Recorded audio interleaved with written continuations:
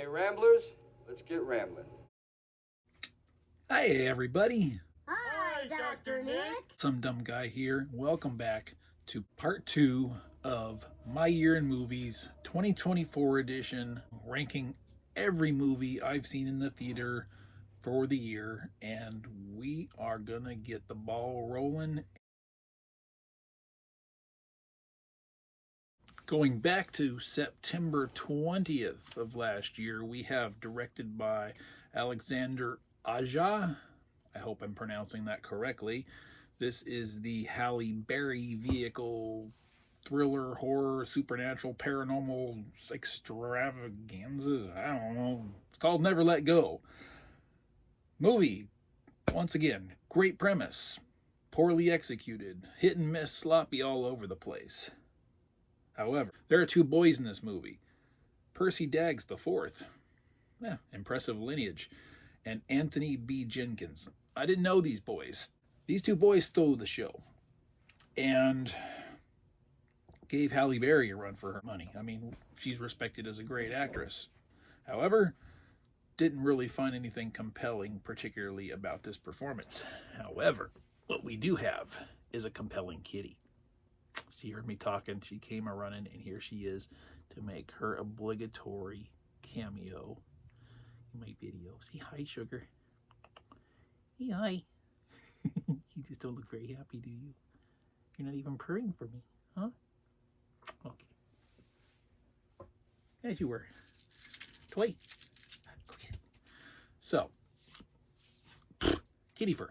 As I was saying, nothing compelling about her performance. Kind of lazy, I thought. The boys, top notch, excellent. Movie, great premise, largely predictable, not well executed at all. A lot of it you see coming, and the ultimate reality of the big mystery that gets asked during the film is a yes and no.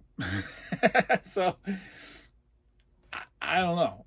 I felt like they left the ball hanging there, and door open for a sequel, of course, which I really would be surprised if it ever came. Don't necessarily think it should. Wouldn't be interested in if it did. So, moving right along.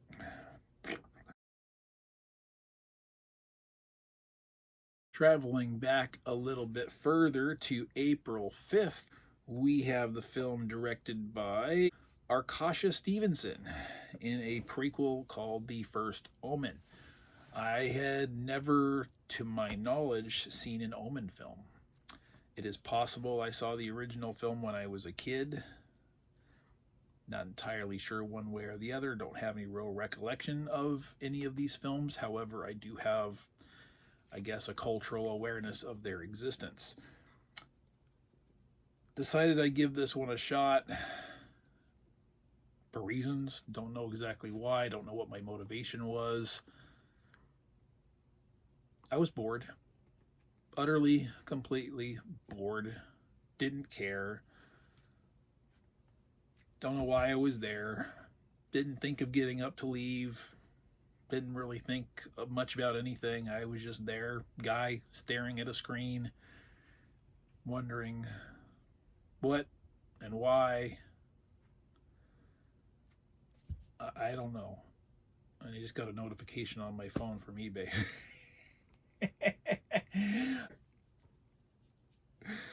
Okay, bye-bye.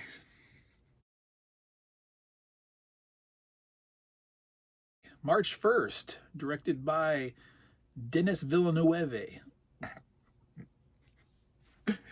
Denis Villeneuve. Okay, I know. But I'm going to call him Denis Villeneuve. Just, why not? Dune Part 2 was a movie. It was a sequel.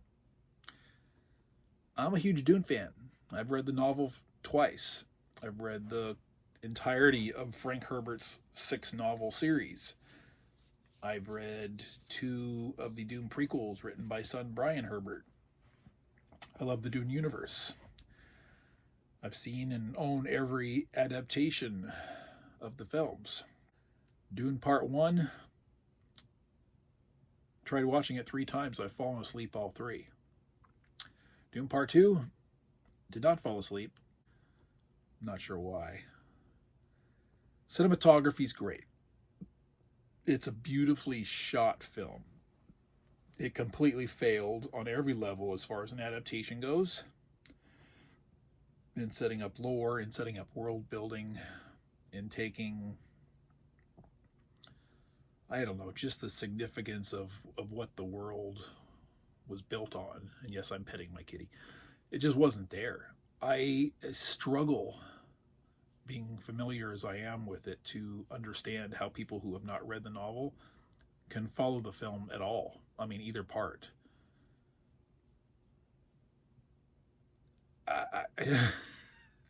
You don't, it's not portrayed the significance of any of these characters, the organizations they belong to. You ask somebody who has not read a Dune novel after watching these two films, ask them what a Mentat is, ask them what a Master of Assassins is, ask for a clear definition of what a Bene Gesserit is, ask why Duke Leto was set up and framed in the first place, why he was taken down, what the actual motivations were. But then there are the changes, casting issues. I really don't like Zendaya. I thought she, well, I've seen her in 3 movies and I've disliked her in every single one. Not a huge fan of Timothée Chalamet. I don't really have a lot of experience with him. I think as a Paul Atreides, young Paul, he could have been fine. He's not, the story didn't progress far enough as it should have. You know what? I'm talking too much of the details of the movie. It doesn't matter. It's bland. I bought it. I'm going to do a rewatch of the 2 parts together over a weekend or something and see. But my take is that within those 2 movies, you're looking at a total of about 6 hours, right? The 1984 film, let's just call it the extended edition, the one that was disowned by director David Lynch. In the 3 or so hours of its runtime, gets more right, gets better adapted, and more of the story told than in the 6 hours of Denis Villeneuve's version. I don't know how such a feat is possible. You have twice the runtime, basically, and nowhere near as much of the story, even as much as was invented for the 1984 film that wasn't in the novel, too. Yeah. No. Moving on. Summertime was supposed to be full of good movies. This one, written and directed by Mr. Kevin Costner, who has a knack for epic westerns.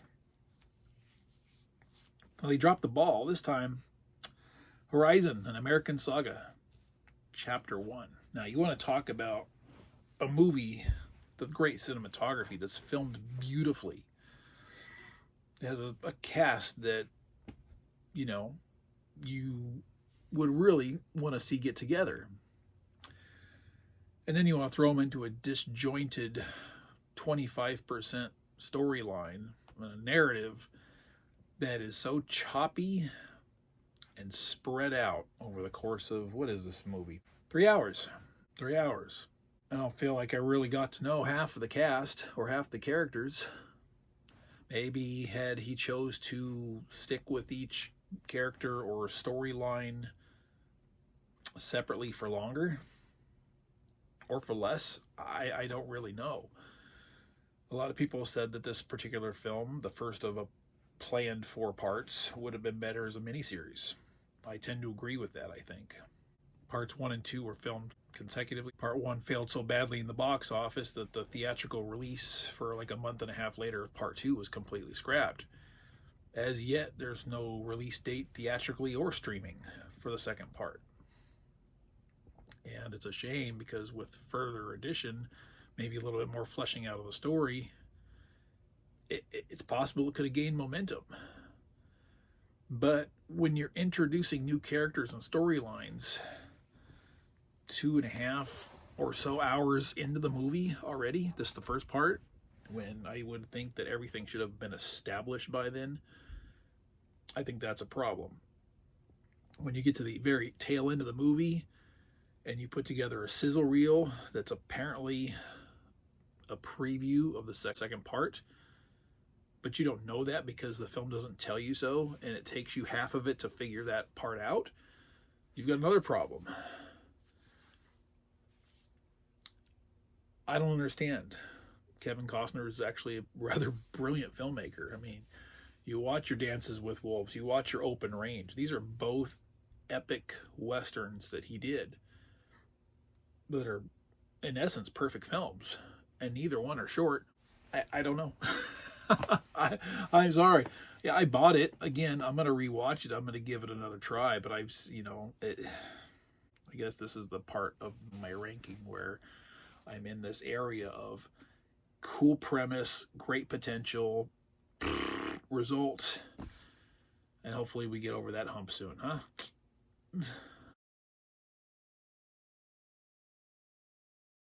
May 31st. Written and directed by Viggo Mortensen. Talking about films with great premises, great potentials, and epic westerns all rolled into one that ended up disappointing results. The Dead Don't Hurt. That movie's over 2 hours in itself. Performance is pretty good. Narrative, again, choppy.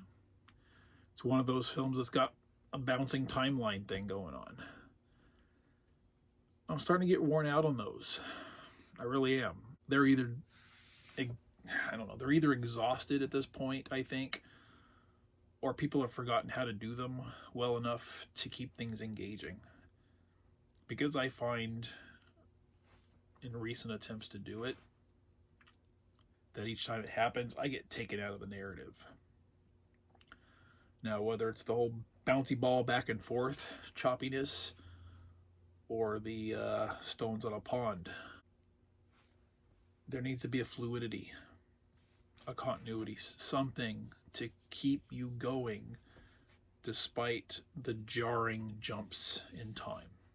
The Dead Don't Hurt didn't do it. It didn't manage it. I was happy to support the film. I like Viggo Mortensen. And if memory serves, this was a Shout Factory or Shout Studios, whatever they call it, release that I was thrilled to see. It's the first movie that I'm aware of that they've done that's actually gotten a theatrical release. So I was thrilled to go see it, go support it. I had a little trouble finding a theater that would do it, that was local, but fortunately I did, so I was able to go do that. So I don't regret seeing it. I just didn't get anything out of it.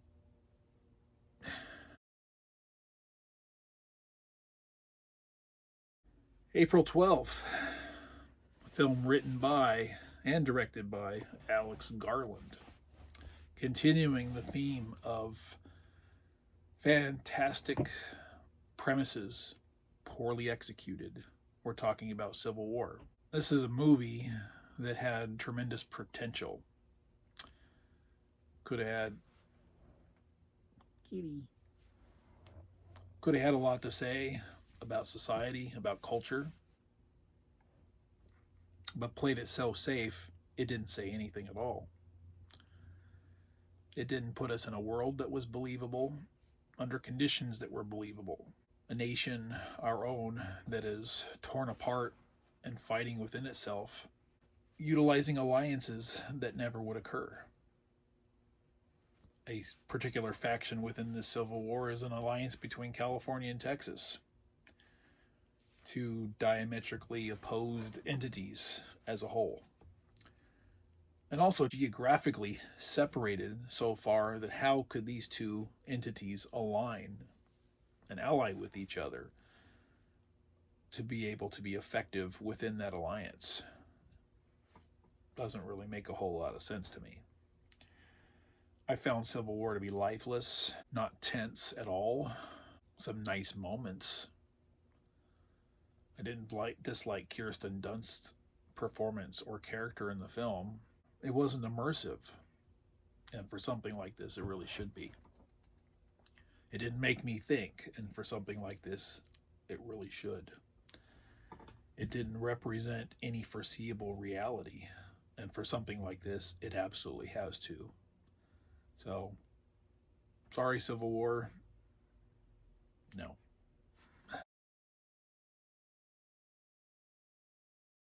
March 22nd, directed by Gil Keenan. I don't know him.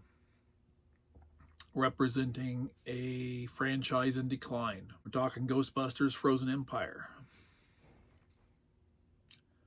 This is only as high as it is on my ranking. Not out of nostalgia. That would have been Ghostbusters Afterlife had I done a ranking. No, this one, there were fun moments in it. There are aspects of it I enjoyed. I did enjoy the original cast. What I did not enjoy was the over-bloated cast. Too much going on. This movie is just under 2 hours, 1 hour and 55 minutes. It had too much going on in too short a period of time. When I looked this thing up on the poster and you see just this of cast, and you're like, it isn't going to give anybody really a chance to shine. Now, I absolutely adore Carrie Coon and McKenna Grace in both movies. Although Carrie Coon I thought was better in Afterlife. In fact, they both were. I'm not going to talk about Afterlife. That would be too easy. But it's difficult to talk about Frozen Empire without a basis of comparison. The convoluted nature of bringing this cast from the previous film into this film while changing locations half a country away just to get back to New York and to get back to the original cast. Bringing the family is a given. That's simple enough. Not that it necessarily makes any sense what brings them back per se, but you can see a family entity traveling together doing that. It's the side friend characters that just make no sense. You want to see them, you hope to see them, I guess, because, you know, they were a delight in the previous film. You young kitty. But at the same time, it doesn't work, and there's no believable narrative in which you can keep this entire group together, transplant them, and then bring them together with the original cast from the first two films and have that all work out. And you probably shouldn't try. First and foremost, of the logistics, but then secondly, it's just too many people. You know, it's the same reaction I had when watching Afterlife, and you get this early scene where Janine shows up in the film. Why? What's she doing in Oklahoma? She says she's looking after Egon's property. Well, Egon's passed, and she, by all indication, doesn't live in the town. She doesn't live in the state of Oklahoma, so how could she be looking after the property? What could she possibly be doing there? What, she supposed to believe she just... I'm talking about Afterlife. Stop it! Trying to use that as an example. I'm going to go on a tirade. Look, raccoon tail. Anyway, not believable. No suspension of disbelief there. Too many characters. Not logistically possible. I don't necessarily have the same gripes about it that other people do about certain characteristics and romantic subplots. That didn't bother me at all. The whole package bothered me, and it didn't work. I'm going to give it another shot, as I tend to do with most movies that leave kind of a bad taste in my mouth but had potential. I think the majority of the top half of my ranking list here are going to end up in my library, I think. So many of them already have, this one included. I just got it recently, so I'm going to rewatch it. But anyway, fail. I'm sorry, and I don't really have any hope or desire to see the franchise continue at this point. And that's that, and it's sad, but it is what it is. Moving on. Going back to July 5th, directed by Ty West. Sequel for a trilogy of films that I haven't seen any of, but own the first two parts for. We have Maxine. I got into a nice little online argument with a moron after going to see this with my sister because she wanted to see it. And I was just open. I didn't care one way or the other. But this person claimed that I wouldn't, that the seeing the previous films, X and Pearl, or Pearl and X chronologically, was necessary for the enjoyment of Maxine. Well, I hadn't seen either of them.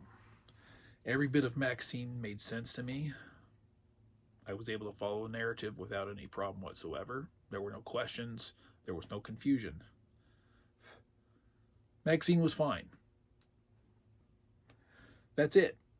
And where are we at? We're at number 25, obviously, in our ranking here, out of 44. So we're in that Midland range right now at this point. So we're going to have a nice collection of films that are fine. No problems, no issues, no elaborate compliments either. Maxine's fine. I will pick it up when the Blu-ray comes cost effective, because right now, for some reason, it's way overly priced, and it's been since it was released. But I will get it, and then once I have it, I will marathon the trilogy and see what, if any, impact that has on my perspective of Maxine as a standalone. Because it absolutely does stand alone. You do not need to. I don't care what anybody says. You don't need to watch any of these films but come before it. Might help. It certainly doesn't hurt. So, yeah. Maxine, it's fine. July 19th. Directed by Lee Isaac Chung. I don't know that name. We have Twisters. The movie sequel that isn't. I had fun with Twisters. Glenn Powell. He's charming. He's fun. Daisy Edgar Jones. Adorable. Cute. Solid performance. Does suffer from that girl boss syndrome. Badly. The whole, you're awesome. You've always been awesome. We need you for everything. And the only reason why you failed is because you were given the wrong information. And shame on the men who gave it to you. So you go girl boss with the right information. You go show everybody what time it is. Now, I called this movie the sequel that isn't. And it's not. The filmmakers can call it a sequel. They can throw a sequel plural name on it. But the only connection this film actually has to Twister is the presence initially in the beginning of the film of the Dorothy tornado mapping machine. And there's no in-universe narrative or explanation as to why it's even there. There's nothing. I half expected some kind of tie-in, some kind of connection. When they're going to call this movie a sequel, it's going to take place in the same state, and it's going to be the same general premise of people chasing after tornadoes to map them, to learn them, to explore them, to learn how to predict and maybe even prevent them. There was nothing there. And in fact, there was a scene where this character, Kate, played by Daisy Edgar Jones, in a moment of failed frustration over her situation, goes home to her mother, the home, the family, everything that she left years ago to move to New York to get away from her previous failure. I fully expected for her to walk in the door and have Helen Hunt's character from the first film be her mother. That Bill Paxton would have been her father. Rest in peace, Bill Paxton. But point being, they had a perfect opportunity to make this an in-universe sequel and tie it in, even on that kind of loose level. That her love for chasing tornadoes was inherited by her parents. Why not? I mean, let's see. Maura Tierney plays her mother. I adore Maura Tierney. I always have. From way back her news radio days. No problem with her being there. But if you want to make this an in-universe sequel and have some kind of connection and tie-in besides a brief glimpse of a machine in the first 2 minutes of the film, this is how you do it. And that's the two ways this film failed. The proper tie-in to make it an actual sequel, and the excessive girl boss, you only fail because somebody else failed you narrative, which leads to an unbelievable epic finale where this gal does things that she should never have been able to do. Overall, fun, but this is probably a film that will not end up in my library. I will stick with Twister. Love Twister in its entirety. Always will. This one, it just missed it by this much.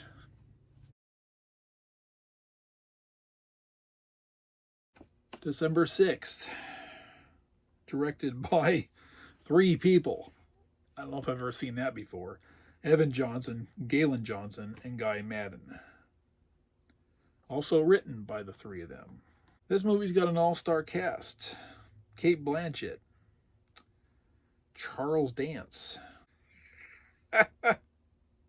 Alicia Vikander. I'm trying to find the all-stars in the list of stars, and I guess there weren't as many as I remembered. This movie is called Rumors. This was a small film, flew under the radar. Somebody asked me to describe what this movie is about. I would have ultimately failed to do so entirely. So I'm going to read the synopsis for you. This is just a one sentence here on IMDb. The leaders of 7 wealthy democracies get lost in the woods while drafting a statement on a global crisis, facing danger as they attempt to find their way out. Those dangers may be real or they may be imagined.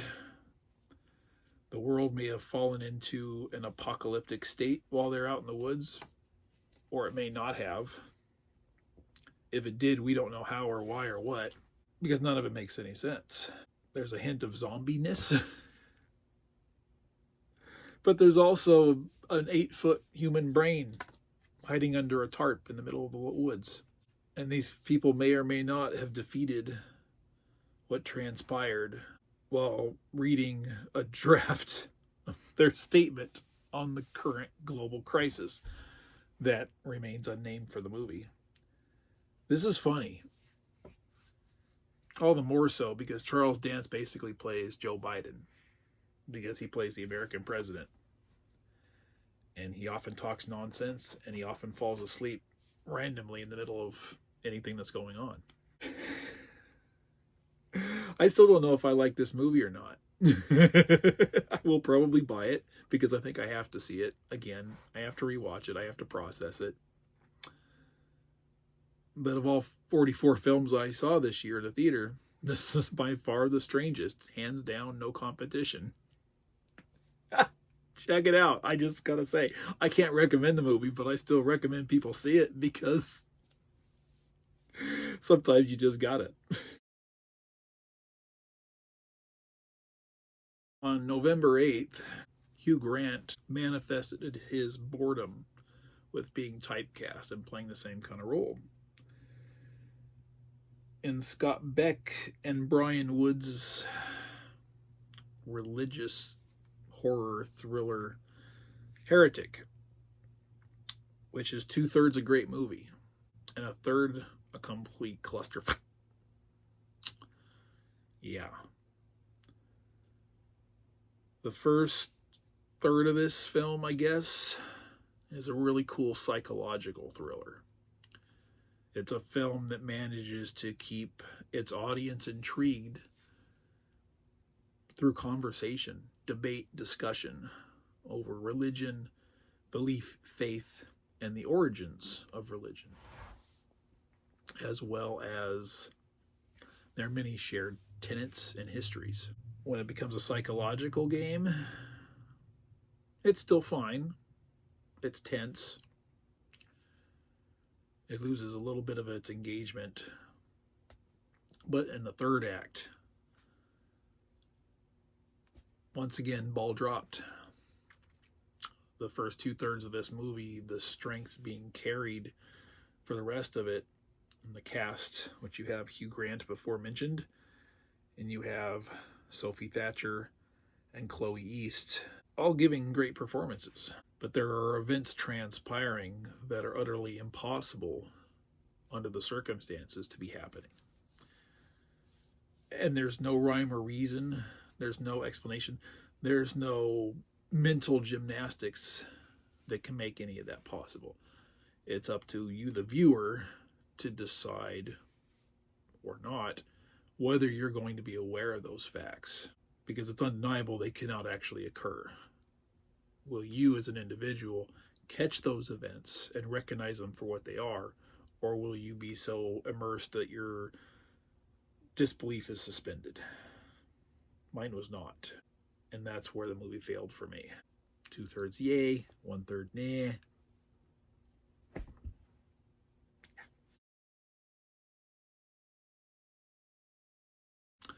Welcome to August 2nd, where I can take almost everything I just said and repeat it. Remember when I discussed in my last part about the failing of the Shamalama Ding Dong name brand or brand name, or it's just a failing of the brand overall, right? The man who skyrocketed to fame for some really great thrillers, some really good psychological mind bendings, twist endings, and everything else, lost his mojo. Over the years, he's had these little glimmers of hope that he might get a little bit of it back, only to fade away again. And in Trap, he once again rose to the occasion, and just before peaking, he crashed and burned in the third act. First 2/3 again of this film are tense, they're fun, they're engaging, they're everything you would want this film to be. I probably had next to no complaints about it whatsoever. But the end of the film, particularly like the absolute tail end of the film, in the same way of Heretic, commits to actions that are physically impossible to have accomplished. There's just no way these things could have happened. Absolutely impossible. Again, will you, the viewer, recognize and be aware of these particular actions, especially just one of them? I was digging this movie until that ball unraveled and then splat on the ground and just burst open like a balloon. And that's a damn shame. This was one of Josh Hartnett's best performances I think I've ever seen. And the actress who played his daughter, which was Ariel Donahue, also great. Did co-star one of Shamalama Ding Dong's daughters, Salika. I hope that's pronouncing that correctly. So 2024 was the year of the Shamalama Ding Dong. 3 of them. 2 directed, 1 acted. The trap that was, but wasn't. Yeah,